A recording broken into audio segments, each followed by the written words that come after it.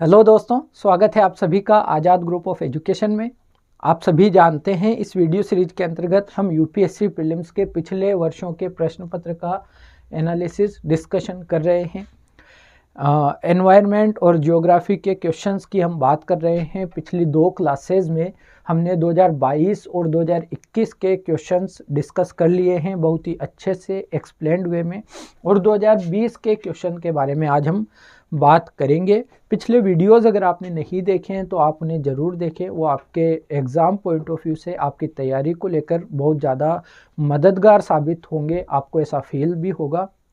अगर हम पिछले लेक्चर्स की बात करें तो हम जियोग्राफी और एनवायरनमेंट की बात कर रहे हैं। इससे पहले हमने इंडियन पॉलिटी और इंडियन इकोनॉमी के क्वेश्चंस को अच्छे से डिस्कस किया है। हमने ये भी बात की है कि प्रीलिम्स 2023 के लिए सब्जेक्ट ओरिएंटेड होते हुए हमें किस सब्जेक्ट से कौन से टॉपिक बहुत ज़्यादा अच्छे से पढ़ना ज़रूरी है ताकि प्रीलिम्स में हमारा काम थोड़ा सा आसान हो सके। तो उन वीडियोज़ से, जो समुद्र मंथन के वीडियोज़ हैं, आपके चैनल पर, इसी चैनल पर प्लेलिस्ट बनी हुई है यूपीएससी प्रीलिम्स समुद्र मंथन वीडियोज़। उसमें आपको जो पीवाईक्यूज़ हमने डिस्कस किए हैं वो भी नज़र आएंगे। इसके अलावा जो टॉपिक एनालिसिस हमने किया है सब्जेक्ट वाइज के कौन से सब्जेक्ट से कौन से टॉपिक हमें पढ़ने चाहिए वो भी आपको नज़र आते हैं। तो वहाँ से अगर आप थोड़ी मदद लेंगे तो निश्चित रूप से आपको अपनी तैयारी बेहतर करने में मदद मिलेगी, फ़ायदा मिलेगा। 2020 के आज के क्वेश्चंस को हम डिस्कस करते हैं। पहला क्वेश्चन कह रहा है, केंद्रीय भूमि जल प्राधिकरण CGWA ने भारत के 36% जिलों को अतिशोषित, ओवर एक्सप्लॉइटेड अथवा संकटपूर्ण वर्गीकृत किया हुआ है। CGWA यानी सेंट्रल ग्राउंड वाटर अथॉरिटी का निर्माण पर्यावरण संरक्षण अधिनियम के अंतर्गत हुआ है। विश्व में भूजल सिंचाई के अंतर्गत सबसे अधिक क्षेत्र भारत में है। आपको सही के बारे में बताना है। और अगर हम बात करें 2020 का ये क्वेश्चन है, करंट अफेयर से भी रिलेट किया गया है थोड़ा सा। अगर हम बात करें केंद्रीय भूमि जल प्राधिकरण के द्वारा भारत के 36% नहीं 17% जिलों को अतिशोषित और संकटपूर्ण घोषित किया था, वर्गीकृत किया था। तो यहाँ पर ये स्टेटमेंट, क्योंकि डाटा थोड़ा सा गलत है, 17% की बात थी तो हमने इसको गलत कर दिया। सही हमसे पूछा है, पहला जहाँ पर है हम हटा देंगे। हमें पता चलता है कि दूसरा तो हमारा करेक्ट है, तीसरे की हमें बात करनी है। सेंट्रल ग्राउंड वाटर अथॉरिटी का निर्माण पर्यावरण संरक्षण अधिनियम के अंतर्गत हुआ है। तीसरे की अगर हम बात करें तो एक ऑर्गेनाइजेशन है दक्षिण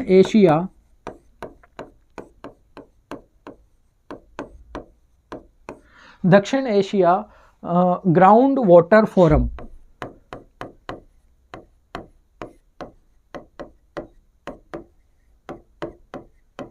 इसके अंतर्गत भूजल का जो सिंचाई के अंतर्गत आने वाला सबसे अधिक क्षेत्र है वह भारत में ही है पूरे विश्व में। तो तीसरा भी हमारा करेक्ट है और बी यहाँ पर हमारा सही आंसर इस क्वेश्चन को लेकर हो जाता है। आगे बढ़ते हैं अगले क्वेश्चन पर। थोड़ा फैक्चुअल सा भी कह सकते हैं और मुमकिन क्या है, करंट अफेयर से जोड़कर इसे देखना ज़्यादा सही रहता है। निम्नलिखित बाघ आरक्षित क्षेत्रों में, ये सभी आपको टाइगर रिजर्व्स दिए हुए हैं। बाघ आरक्षित क्षेत्रों में क्रांतिक बाघ आवास क्रिटिकल टाइगर हैबिटेट के अंतर्गत सबसे बड़ा क्षेत्र किसके पास है? सबसे ज़्यादा ऐसा क्षेत्र जो बाघों के लिए विशेष तौर पर क्या है, डेडिकेटेड है। तो अगर आप देखते हैं सबसे बड़ा टाइगर रिजर्व तो नागार्जुन सागर श्रीशैलम जो है आंध्र प्रदेश का टाइगर रिजर्व है, और टाइगर रिजर्व में सबसे बड़ा है, लगभग 5 जिलों में इसका विस्तार है, 5 जिलों में फैला हुआ टाइगर रिजर्व ये है। तो फैक्चुअल सा क्वेश्चन था, इसका आंसर हमने देखा है, C is the right answer. Next question है, यदि किसी पौधे की विशिष्ट जाति को वन्यजीव सुरक्षा अधिनियम 1972 की अनुसूची 6 में रखा गया है तो इसका क्या तात्पर्य है? हमने पहले भी चर्चा की है पिछली क्लासेज में कि जब भी हम पर्यावरण पढ़ते हैं तो कुछ कानून जो भारत के द्वारा बनाए गए हैं उनके बारे में आपको अच्छे से डिटेल्ड वे में आपके नोट्स में उनका समावेशन होना चाहिए, आपके नोट्स के अंतर्गत वो चीज़ें शामिल होनी चाहिए। तो वैसे मैंने यहाँ पर जो हम वन्य जीव सुरक्षा अधिनियम 1972 के अंतर्गत 6 सूचियाँ देखते हैं, इसका एक थोड़ा सा समझाने के लिहाज से आपको मैं लेकर आया हूं, एक एनालाइज इसे कह सकते हैं या एक व्यू देख सकते हैं कि किस तरह की चीजें इन 6 अनुसूचियों के अंतर्गत पूछी जाती है। वन्य जीव संरक्षण अधिनियम 1972 के अंतर्गत जो 6 अनुसूचियां हैं उसके बारे में। अनुसूची 1, कोशिश करें कि ये सारी चीजें आपके नोट्स में जरूर हो, यहां से क्वेश्चन बिल्कुल पूछा जाता है, बार बार पूछा जाता है। इस अनुसूची के तहत यानी पहली अनुसूची के तहत गंभीर रूप से जो क्रिटिकली एंडेंजर्ड होते हैं, लुप्त प्राय प्रजातियों को रखा गया है। इस अनुसूची के तहत वन्य जीव प्रजातियों को शिकार, अवैध शिकार, हत्या और व्यापार क्या है, सख्त वर्जित है। ऐसे जंतुओं की, ऐसी स्पीशीज, ऐसी प्रजातियां जो क्रिटिकली एंडेंजर्ड है, गंभीर रूप से लुप्त प्राय हैं, उनको इसमें रखा गया है। और इस अनुसूची में आने वाले जानवरों को, वन्य जीवों को का शिकार करना, अवैध शिकार करना, उनको मारना, उनका व्यापार करना वर्जित है। उदाहरण के तौर पर देखें, बंगाल टाइगर, नीलगिरी ताहर, काला हिरन, चीता हो गया। चीता को देखो अभी पुनर्योजन किया गया है, उसका वापस से भारत में एस्टेब्लिश किया गया है, लाया गया है, तो हो सकता है चीता के बारे में इस तरह की बात हो। अंडमान जंगली सुअर है, हरा समुद्री कछुआ, गोल्डन गेको, लाल पांडा, बड़े बाज, ग्रेट इंडियन बस्टर्ड इंपॉर्टेंट रहता है हमेशा से, ग्रेट इंडियन हॉर्नबिल, घड़ियाल, डुगोंग, कस्तूरी मृग आदि, ये इंपॉर्टेंट है। फिर दूसरी अनुसूची को देख लें। इस अनुसूची के तहत रखे गए जानवरों को भी अत्यधिक संरक्षित किया जाता है। इन प्रजातियों का शिकार, अवैध शिकार, हत्या और व्यापार जैसी गतिविधियां प्रतिबंधित है। इनको भी थोड़ा प्रोटेक्शन मिलता है, लेकिन यहाँ से थोड़ा कम प्रोटेक्शन मिलता है। यहाँ पर तो सख्त वर्जित था, यहाँ पर प्रतिबंधित हमने यूज किया है। तो इससे हम आइडिया लगाते हैं कि जितना प्रोटेक्शन यहाँ पर था उससे थोड़ा कम प्रोटेक्शन इनका है। ठीक है, तो क्या है, इसमें अगर एग्जाम्पल की बात करें तो असमिया मकाक है, बोनेट मकाक है, जंगली कुत्ता है, सुअर की पूंछ वाला मकाक है, ठीक है, हिमालयन न्यूटोर है, समंदर, इसको देख लेंगे, आम लंगूर है, सीवेट है, सुस्त भालू, उड़ने वाली गिलहरी, उड़न गिलहरी, किंग कोबरा, हिमालयी काला भालू, सियार, नेवला, सिवेट, लाल लोमड़ी, चूहा, सांप, जंगली बिल्ली आदि। अनुसूची 3 में क्या प्रावधान है? हालांकि इस अनुसूची के तहत रखी गई प्रजातियां लुप्त प्राय नहीं है, ऐसी प्रजातियां हैं जिनकी मात्रा ठीक ठाक है, अभी वह लुप्त होने वाली स्थिति में नहीं है, फिर भी वे अवैध शिकार और व्यापार से सुरक्षित है। ऐसी प्रजातियां जिन पर खतरा तो नहीं है लुप्त होने का, लेकिन फिर भी उन्हें सुरक्षित किया गया है अवैध शिकार से और उनके व्यापार से। भौंकने वाले हिरण है, इसमें चीतल है, लकड़बग्गा, नील गाय, सांभर, गोरल, जंगली सुअर और सभी कैलकेरिया स्पंजेस जो भी जितनी भी है वो। फिर अनुसूची 4 की बात करें। अनुसूची 4 के तहत वन्य जीव प्रजातियों का शिकार, अवैध शिकार, हत्या और व्यापार भी प्रतिबंधित है। वैसी ही बात है, लेकिन जब हम आगे बढ़ते जाते हैं तो आप देखिए कि प्रोटेक्शन का जो लेवल है वह थोड़ा कम होता जाता है। ठीक है, यहाँ पर सख्त वर्जित था, यहाँ पर प्रतिबंधित था, यहाँ पर सुरक्षित है, यहाँ पर भी थोड़ा उसको रेगुलेट किया जाता है। हेजहोग है, गीज है, बुलबुल, बाज, बस्टर्ड, बटेर, फ्लेमिंगो, बतख, मक्खी पकड़ने वाले, हेलिकन, हंस, कटफोड़वा, तितलियाँ, पतंगे, कछुआ, क्रेन, कबूतर, नील गाय शायद जैसे आदि यहाँ पर हैं। और फिर हम आगे बढ़ें, 5वीं अनुसूची अगर देखना चाहें, 5वीं अनुसूची के लिए वे जंतु प्रजातियां जिन्हें कृमि माना जाता है, अर्थात वे जंतु जो रोग उत्पन्न करने वाले कीटाणुओं को ले जाते हैं और पौधों को नए करने में, एक सेकेंड, ये थोड़ा सा ब्लर यहाँ पर हो रहा है,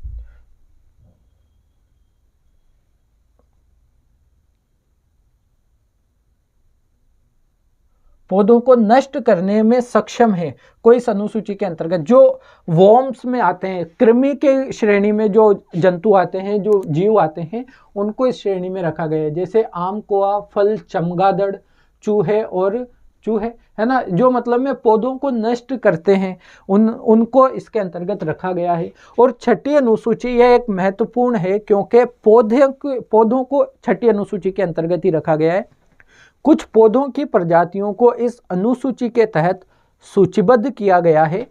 इस अनुसूची में निर्दिष्ट पौधों की खेती केवल पूर्व अनुमति और लाइसेंस प्राप्त करके ही की जा सकती है। जिन पौधों को छठी अनुसूची में रखा गया, उनकी खेती अगर आपको करनी है तो आपको पहले गवर्नमेंट से क्या लेना पड़ेगा, लाइसेंस लेना पड़ेगा। उससे पहले आप इसकी खेती नहीं कर पाएंगे। ठीक है, तो यहाँ पर हमसे क्वेश्चन में यही पूछा गया है छठी अनुसूची के बारे में। उस पौधे की खेती करने के लिए, क्वेश्चन इज, यदि किसी पौधे की विशिष्ट जाति को वन्यजीव सुरक्षा अधिनियम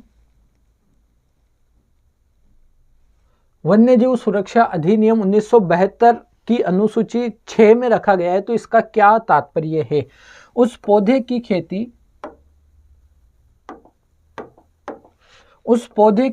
करने के लिए, एक सेकेंड, उस पौधे की खेती करने के लिए लाइसेंस की आवश्यकता आपको होती है। अगर किसी पौधे को अनुसूची 6 में रखा गया है और पौधों से रिलेटेड एक ही अनुसूची है, पर्यावरण संरक्षण वन्यजीव संरक्षण कानून के अंतर्गत 1972 का जो कानून है उसमें, और उसके अंतर्गत जो भी पौधे आते हैं उनकी खेती करने के लिए आपको लाइसेंस की आवश्यकता होती है। यहाँ पर यह हमारा मोटिव था इस क्वेश्चन को देखने का, और PYQ है, पहले पूछा गया है तो हमें डिस्कस करना ही था। अगला क्वेश्चन है, भारतीय हाथियों के संदर्भ में निम्नलिखित कथनों पर विचार कीजिए।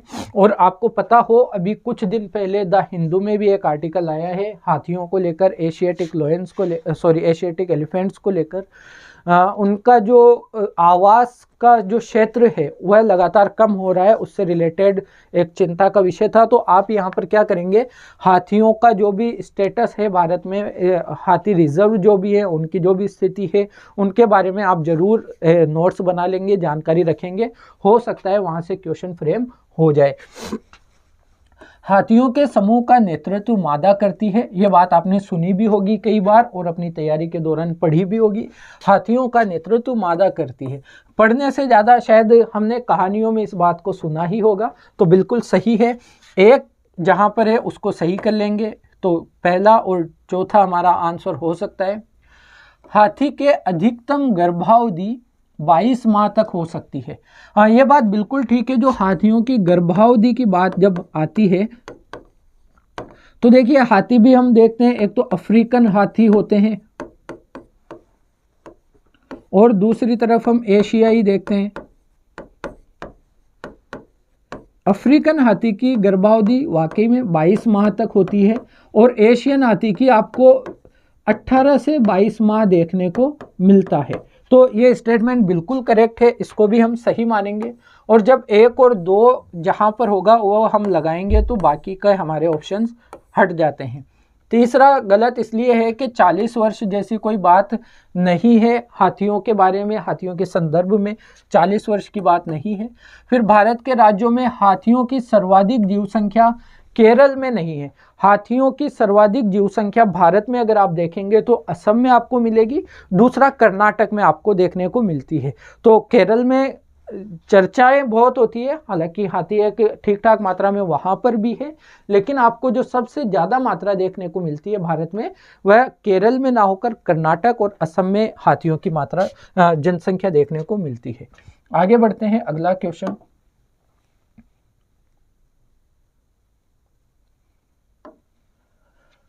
निम्नलिखित में से कौन सा संरक्षित क्षेत्र कावेरी नदी बेसिन में स्थित है। कावेरी नदी बेसिन में कौन से संरक्षित क्षेत्र है आपको दिए हुए हैं। नागरहोले राष्ट्रीय उद्यान, पापीकोंडा राष्ट्रीय उद्यान, सत्यमंगलम बाघ आरक्षित क्षेत्र और वायनाड वन्यजीव अभ्यारण्य। आप देख रहे हैं कि जो कावेरी नदी है वह कर्नाटक और तमिलनाडु में बह रही है, लेकिन इसका बेसिन की अगर हम बात करेंगे तो तमिलनाडु, कर्नाटक और केरल का जो वायनाड, देखो यहाँ तक जो है केरल वाला जो हिस्सा है वहाँ से, यानी 3 राज्यों में इसका बेसिन फैला हुआ है और ये इसका प्रवाह जो है वो 2 राज्यों से है। ठीक है, कर्नाटक और तमिलनाडु में प्रवाह है, कर्नाटक, केरल और तमिलनाडु में इसका बेसिन है। तो देख लेते हैं कहाँ कहाँ से ये आते हैं। अगर हम बात करें नागरहोल राष्ट्रीय उद्यान की, तो आपको पता है कर्नाटक में है। पापीकोंडा राष्ट्रीय उद्यान अगर आपको आइडिया है तो आंध्र प्रदेश में है। और पापीकोंडा राष्ट्रीय उद्यान जो है वह कहाँ पर है, गोदावरी नदी बेसिन का हिस्सा है, गोदावरी का, ना कि कावेरी का। जब आप गोदावरी के इस पापीकोंडा को हटाते हैं आंध्र प्रदेश के को, तो 2 जहाँ पर है वहाँ से हम हटाएं तो 2 ऑप्शन हमारे हट जाते हैं। पहला हमने देखा कि पहला सही है, तो अब पहला सिर्फ 1 में है, हमारा आंसर बनेगा 1, 3 और 4।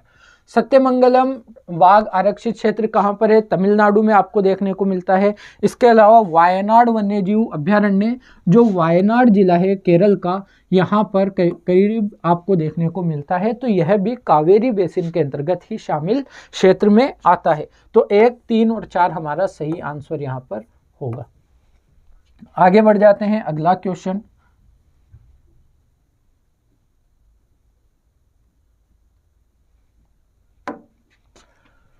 भारत की जैव विविधता के संदर्भ में Ceylon frogmouth, copper smith barbet, grey chinned minivet और व्हाइट थ्रोटेड रेड स्टार्ट क्या हैं? इस तरह के क्वेश्चन यूपीएससी पूछता है। इसी तरह के शायद सांपों को लेकर भी एक बार यूपीएससी ने क्वेश्चन पूछा है।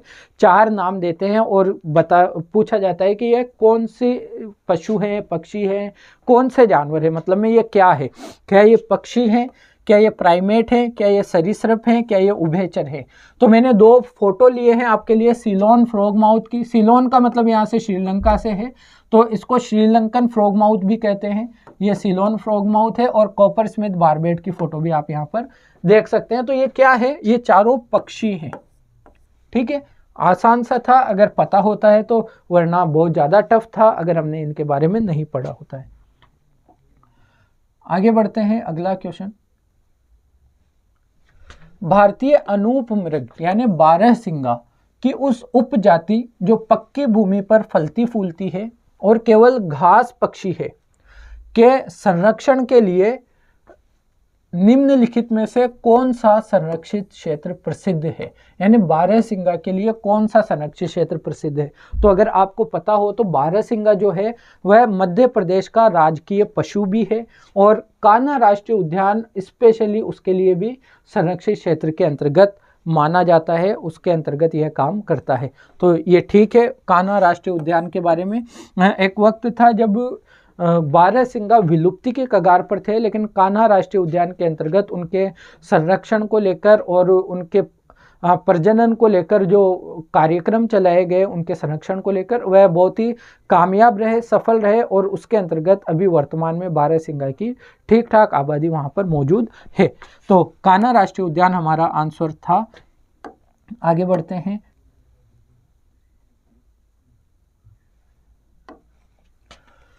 निम्नलिखित में से कौन से ऐसे सर्वाधिक संभावनीय स्थान हैं जहां पर कस्तूरी मृग अपने प्राकृतिक आवास में मिल सकता है? कस्तूरी मृग हमें पता है या पता होना चाहिए कि हिमालयन क्षेत्र में कस्तूरी मृग पाए जाते हैं ज़्यादातर।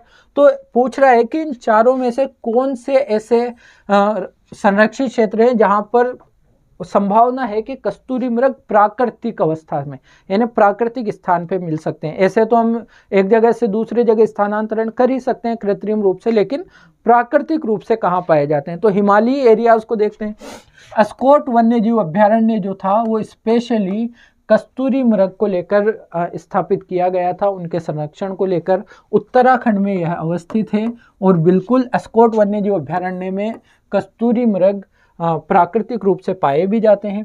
गंगोत्री राष्ट्रीय उद्यान भी उत्तराखंड में है और यहाँ पर भी पाए जाते हैं क्योंकि थोड़ा सा पहाड़ी एरिया है, हिली एरिया है, वहाँ पर कस्तूरी मृग की उपस्थिति होती है। किशनपुर वन्यजीव अभ्यारण्य उत्तर प्रदेश में है, यहाँ पर हमें प्राकृतिक रूप से देखने को नहीं मिलता।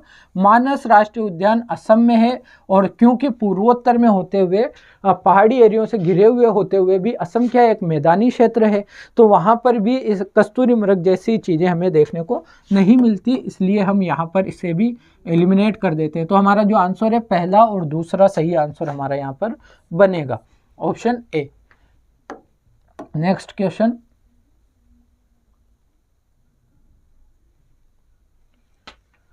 निम्नलिखित में से कौन सा कथन कार्बन के सामाजिक मूल्य, सोशल वैल्यू ऑफ कार्बन पद का सर्वोत्तम रूप से वर्णन करता है? आर्थिक मूल्य के रूप में यह निम्नलिखित में से किसका माप है? यदि हम कार्बन के सामाजिक मूल्य को इकोनॉमिकली मेजर करने की कोशिश करें, या हम एक नाम भी देते हैं कार्बन फुटप्रिंट भी, तो उस तरह से उसको जो हम मापते हैं वो CO2 के रेफरेंस में मापते हैं, कार्बन डाइऑक्साइड के रेफरेंस में। तो जो कार्बन का सामाजिक मूल्य है, किसी वर्ष में, प्रदत्त वर्ष में 1 टन कार्बन डाइऑक्साइड के उत्सर्जन से दीर्घकालीन क्षति कितनी होगी, है ना। इसको जब हम इकोनॉमिक फॉर्म में मापते हैं तो वह यहाँ पर कार्बन फुटप्रिंट या कार्बन का सामाजिक मूल्य निकल कर आता है। ठीक है, तो हमारा जो आंसर होगा वह पहला ही होगा। 1 वर्ष में 1 टन कार्बन डाइऑक्साइड दीर्घकालीन रूप में जितनी क्षति पहुंचाता है, जब हम उसको इकोनॉमिक फॉर्म में कन्वर्ट करने की कोशिश करते हैं, मेजर करने की कोशिश करते हैं, तो वही है कार्बन का सामाजिक मूल्य। तो यहाँ पर आपको ध्यान रखना है, पहला हमारा सही आंसर यहाँ पर हो जाता है। आगे बढ़ते हैं, अगला क्वेश्चन,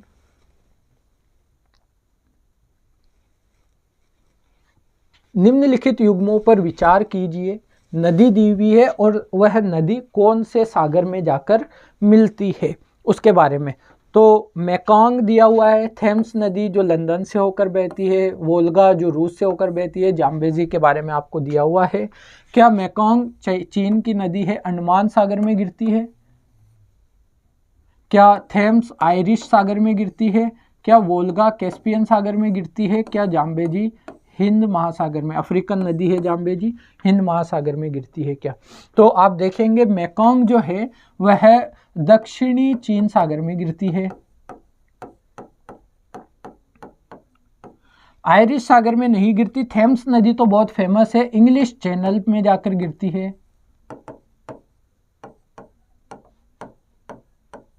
ठीक है, वोल्गा बिल्कुल कैस्पियन सागर में सम्मिलित होती है, और जाम्बेजी भी हिंद महासागर में ही हमें गिरती हुई नजर आती है। तो 3 और 4 सही है, 1 और 2 को हमने सही कर लिया है। तो अब तो हम 1, 2, 3, 4 कह सकते हैं, लेकिन क्वेश्चन के अकॉर्डिंग हम 3 और 4 पर हमारा आंसर टिक करेंगे। यहाँ पर हमारा जो आंसर होगा वह सी होगा, 3 और 4। हाँ, इंटरनेशनल रिवर्स जो है वहाँ से वैसे क्वेश्चन बहुत कम ही पूछे जाते हैं, लेकिन अगर कोई नदी चर्चा का विषय रहे तो आप ये कर सकते हैं कि उनका उद्गम स्थल और उनका गिरने वाला स्थल जरूर देख लें। ये भी देख सकते हैं जैसे यूरोप की नदियाँ कई कई देशों से होकर बहती है, तो कौन कौन से देशों से होकर बहती है, कोई बहुत ज़्यादा इम्पोर्टेंट शहर अगर उनके किनारे पर बसे हुए हैं तो उनके बारे में आप देख सकते हैं, इस तरह की चीज़ें देख सकते हैं। बाकी भारत की नदियों को तो आपको बहुत ही ज़्यादा डिटेल में देखना ज़रूरी है। ओके, अगले क्वेश्चन की तरफ बढ़ जाते हैं।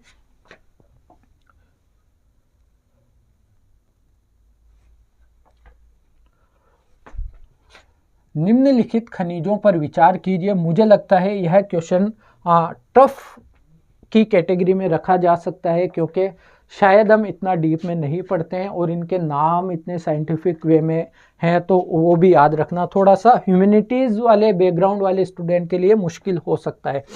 निम्नलिखित खनिजों पर विचार कीजिए। Bentonite, chromite, kyanite, sillimanite. उपर्युक्त में से कौन सा या कौन से आधिकारिक रूप से नामित प्रमुख खनिज मेजर मिनरल्स हैं?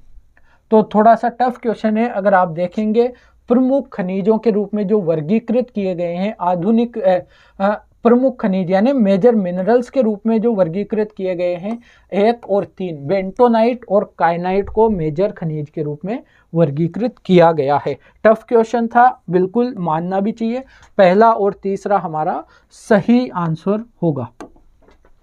याद रखने वाली चीज़ें हैं ना कि कौन सा मेजर खनिज है, कौन सा माइनर है। हाँ, ऐसा है कि ये करंट अफेयर्स में ज़रूर चर्चा का विषय रहा होगा, वहाँ से इसको जोड़कर देखा गया है।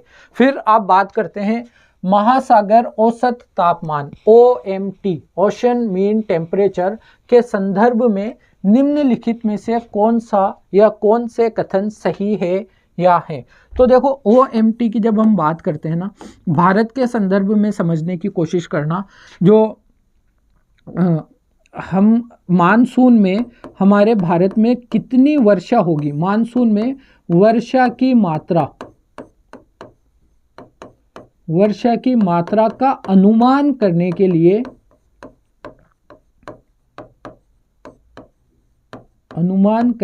लिए समुद्र की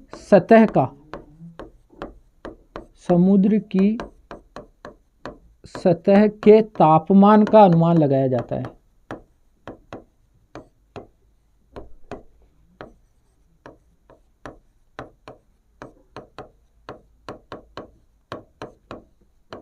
OMT के द्वारा, ठीक है, यही OMT है।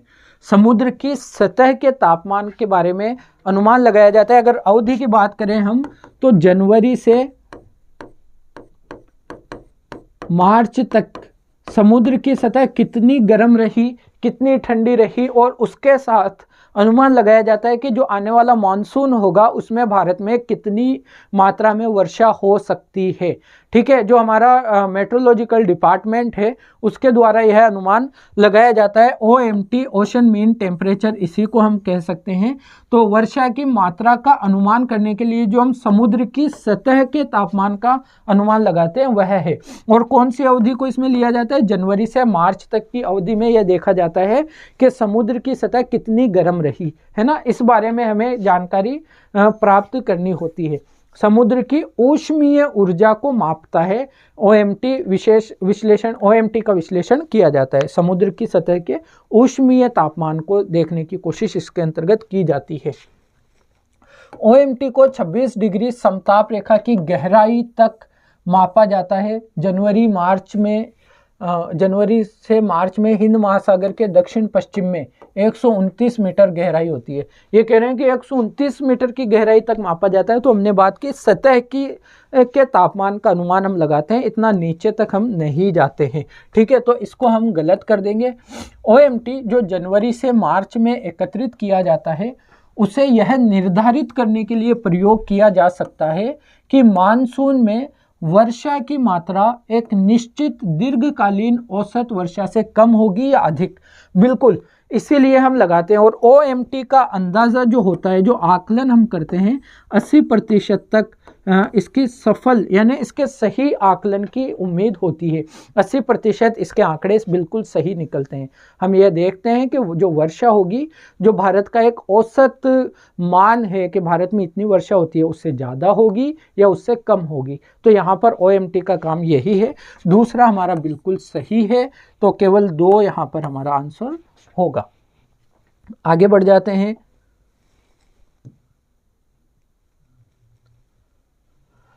भारत में मरु राष्ट्रीय उद्यान के संदर्भ में निम्नलिखित में से कौन से कथन सही हैं। मरु राष्ट्रीय उद्यान राजस्थान में है। ठीक है, यह 2 जिलों में विस्तृत है। 2 जिलों में बिल्कुल, एक तो बाड़मेर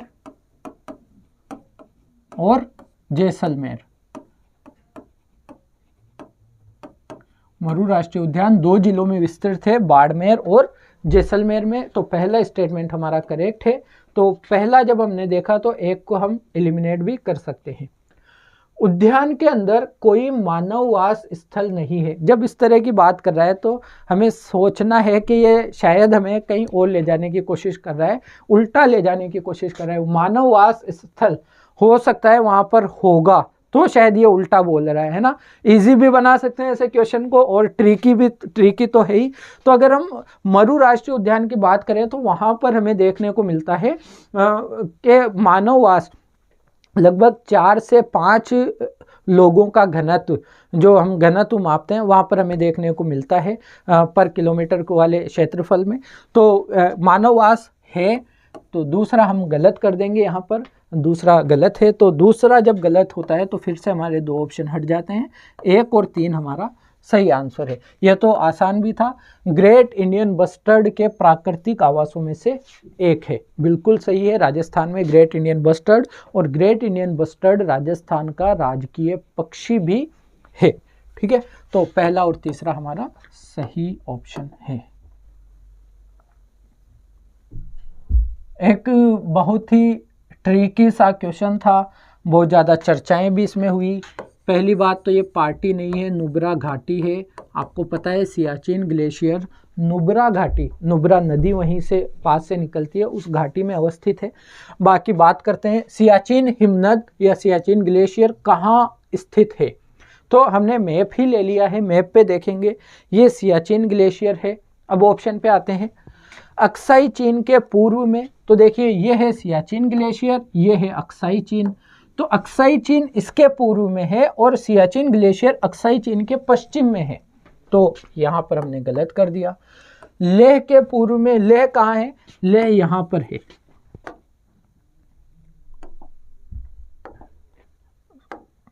लेह कहाँ है, लेह यहाँ है। तो लेह के पूर्व में है या उत्तर में है, लेह के तो उत्तर में हमें नजर आ रहा है। ठीक है, तो उत्तर में मानेंगे, तो पूर्व में भी नहीं है, इसको भी हमने गलत कर दिया। गिलगिट के उत्तर में, गिलगिट कहाँ है, गिलगिट ये रहा। गिलगिट के पश्चिम में है, सॉरी पूर्व में है, उत्तर में तो नहीं है, तो उत्तर में नहीं है, तो इसको भी हमने क्या कर दिया, गलत। और नुब्रा घाटी के उत्तर में है, यहीं से नुब्रा नदी बहती है, और नुब्रा नदी के ऊपर में जो नुब्रा घाटी में, हम ये भी कह सकते हैं कि नुब्रा घाटी में अवस्थित है, लेकिन अगर हम थोड़ा और करेक्ट होना चाहें इसके अनुसार, तो नुब्रा घाटी के उत्तर में सियाचिन ग्लेशियर हमें देखने को मिलता है। तो ऑप्शन डी यहाँ पर हमारा सही आंसर होगा। अगला क्वेश्चन हमारा देख लेते हैं।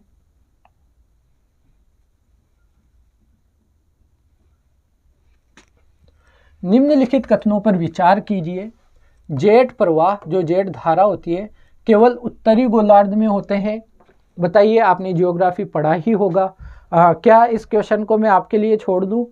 क्योंकि पहला स्टेटमेंट आप बात कर सकते हैं, भाई ये तो हम जब पढ़ते हैं जियोग्राफी का बेसिक, तो हमें पता है कि जेट धाराएं जो ऊपरी वायुमंडल में प्रवाहित होती है, इनकी गति काफ़ी तेज होती है, इनकी दिशाएं निश्चित होती है, और जेट धाराएं जो है वो ऊपर मतलब में उत्तरी गोलार्ध में भी उपस्थित होती है, अवस्थित होती है, और दक्षिणी गोलार्ध में भी हमें जेट धाराएं देखने को मिलती हैं। तो पहला क्वेश्चन गलत है, सॉरी पहला स्टेटमेंट गलत है, और जब पहला स्टेटमेंट गलत होता है तो आप 2 ऑप्शंस को हटाने की स्थिति में आते हैं। अब आपको पता चला कि 2 तो हमारा सही है। ठीक है, केवल कुछ चक्रवात की ही केंद्र में वाताक्षी उत्पन्न करते हैं, चक्रवात की आंख जिसे हम कहते हैं। ठीक बात है। फिर तीसरा क्या है, चक्रवात की वाताक्षी के अंदर का तापमान आसपास के तापमान से लगभग 10 डिग्री कम होता है। आप एक बात बताइए, ये चक्रवात की आंख है और हवाएं कैसे चलती है, ऐसे, और क्योंकि तेजी से आगे बढ़ता है और फोर्स लगा रहता है फेरल का नियम के अनुसार, तो ये हवाएं ऊपर आपस में बहुत ज़ोर ज़ोर से घूमती हैं। लेकिन चलती कैसे हैं हवाएं? हवाएं इस तरह से अंदर की तरफ आती हैं। तो चक्रवात की आंख में अब आप अंदाज़ा लगाइए, तापमान यहाँ का कम होगा या ज़्यादा होगा, क्योंकि हवा चलने की जो डायरेक्शन होती है वह हाई से लो टेम्परेचर, हाई प्रेशर से लो प्रेशर की तरफ चलती है, या लो प्रेशर से हाई प्रेशर की तरफ, बताइए। तो यहाँ पर हमें पता होना चाहिए कि टेम्परेचर कम नहीं होगा, टेम्परेचर क्या होगा, अधिक होगा, गर्म होगा, यानी यहाँ पर गर्म रहेगा, ना कि ठंडा, आसपास के क्षेत्र से गर्म रहेगा। ओके, तो ये बात हमें ध्यान में रखनी है यहाँ पर। इसके बारे में, चक्रवात के बारे में आपको थोड़ी चीज़ें पता होनी ही चाहिए, आपको पता होगी तो काम आसान हो जाएगा। तो तीसरा स्टेटमेंट भी हमारा गलत है, दूसरा केवल 2 हमारा यहाँ पर सही आंसर रहने वाला है।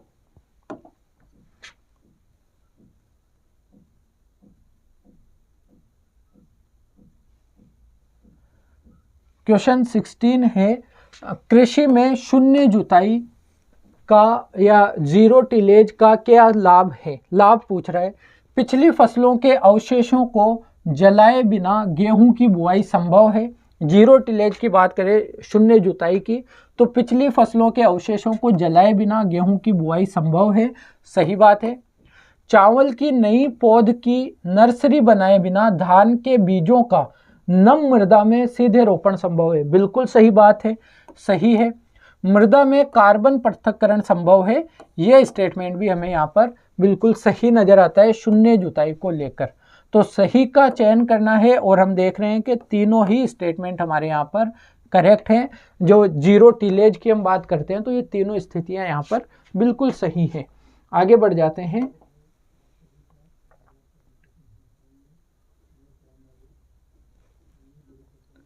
भारत में दालों के उत्पादन को लेकर, दालों के उत्पादन के संदर्भ में निम्नलिखित कथनों पर विचार कीजिए।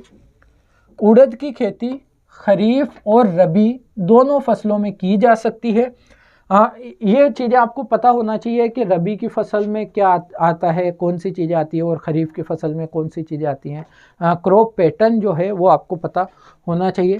तो बिल्कुल सही है, उड़द की खेती रबी और खरीफ दोनों में की जा सकती है। कुल दाल उत्पादन का लगभग आधा भाग केवल मूंग का होता है। तो अगर यहाँ पर आप देखेंगे तो कुल दाल उत्पादन का लगभग 40% भाग चना का होता है, और अगर हम मूंग की बात करें तो मूंग में तो 8 से 10% भाग होता है कुल उत्पादन का। तो इसको हम थोड़ा आइडिया भी लगा सकते थे, क्योंकि चना दाल या चना की जो मात्रा है वह सबसे ज़्यादा होती है दलहन में। तो इसको हम गलत कर देंगे। 2 को जब आप गलत करते हैं तो 3 ऑप्शन आपके हट जाते हैं, यानी तीसरा भी आपका गलत है। पिछले 3 दशकों में यानी 30 वर्षों में जहां खरीफ दालों का उत्पादन बढ़ा है वहीं रबी दालों का उत्पादन घटा है। तो जब आप आंकड़े देखते हैं, डाटाज देखते हैं, तो आपको पता चलता है कि खरीफ दालों का उत्पादन भी बढ़ा है और रबी की दालों का उत्पादन भी बढ़ा है। तो यहाँ पर तीसरा स्टेटमेंट भी हम गलत कर देंगे, केवल एक हमारा सही आंसर होगा।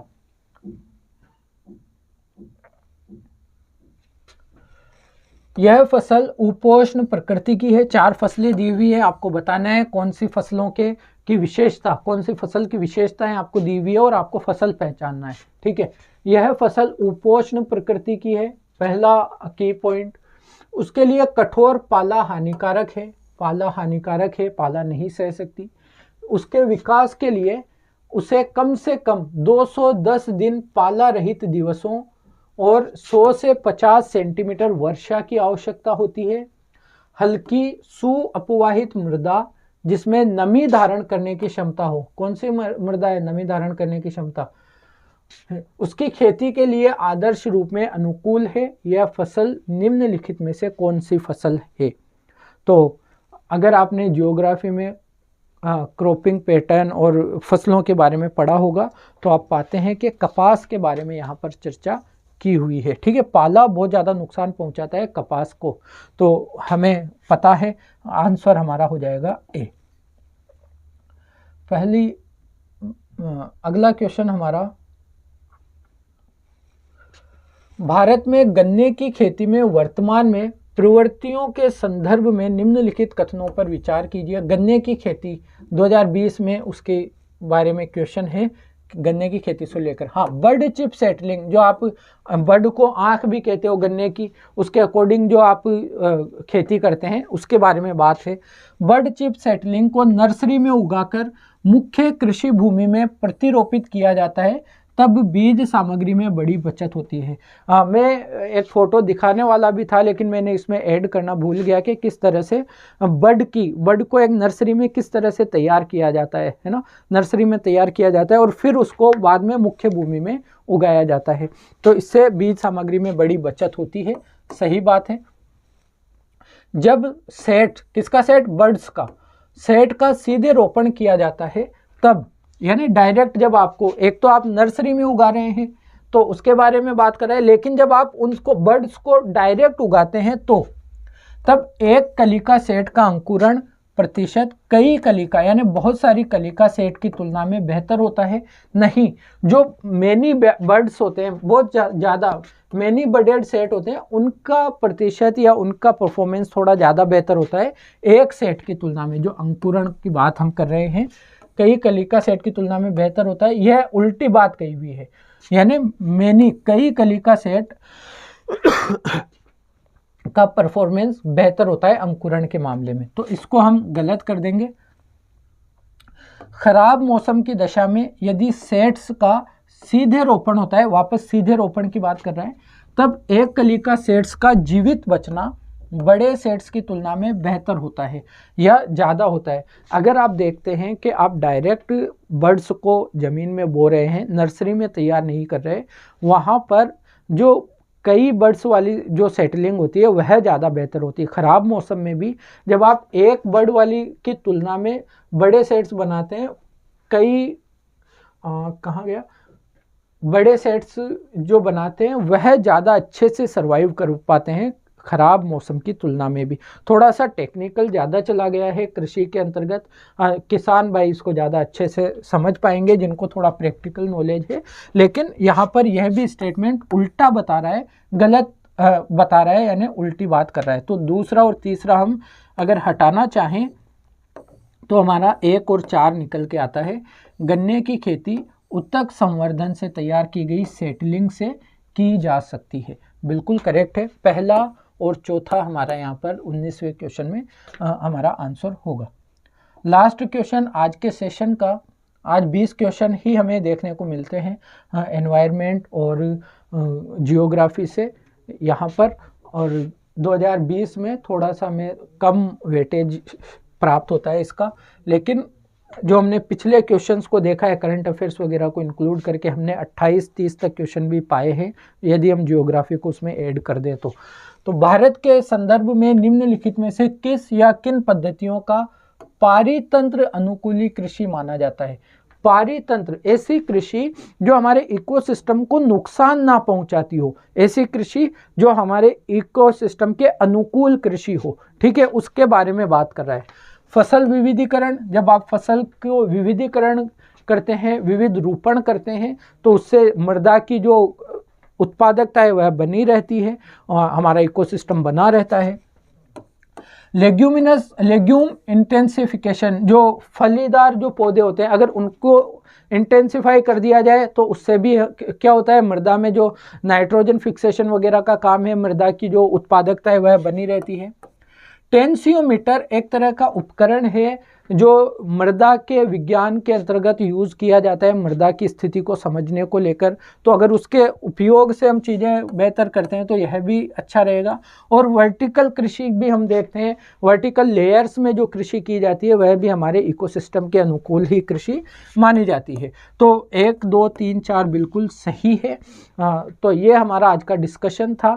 फिर मिलेंगे अगले लेक्चर में अगले ईयर के क्वेश्चंस के साथ। 2019 के क्वेश्चंस की हम बात करेंगे।